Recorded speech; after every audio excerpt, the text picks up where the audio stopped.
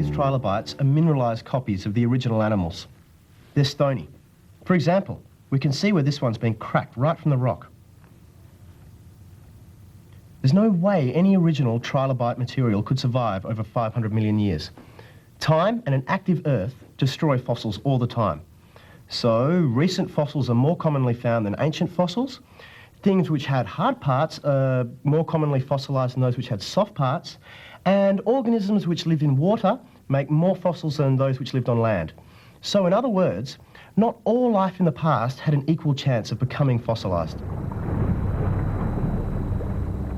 Water offers the best conditions to make a fossil.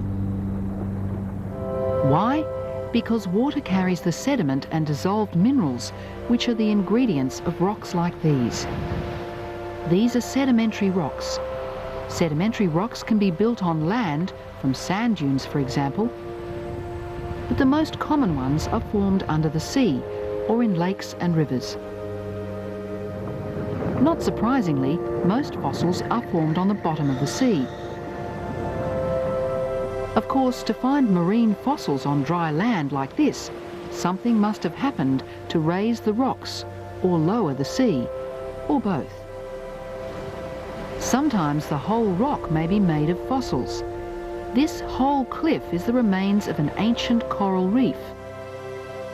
And this thick black stratum is coal, the remains of plants that once grew in swamps millions of years ago. But coal also shows what can happen as the deposit is buried even deeper. Heat and pressure break it down, turning most of it to pure carbon. Fossils are rarely found in coal because they're destroyed as it compacts into a hard black mass.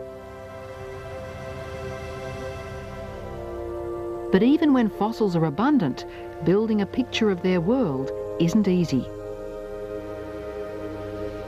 For example, from the number of their fossils, you might easily think that trilobites were the only animals in the Cambrian Sea, but they weren't.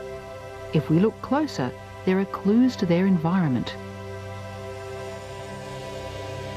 Take our humble trilobites. Since they're obviously very similar to crabs or shrimp, we can guess that they must have lived in much the same way, as scavengers or predators of smaller creatures.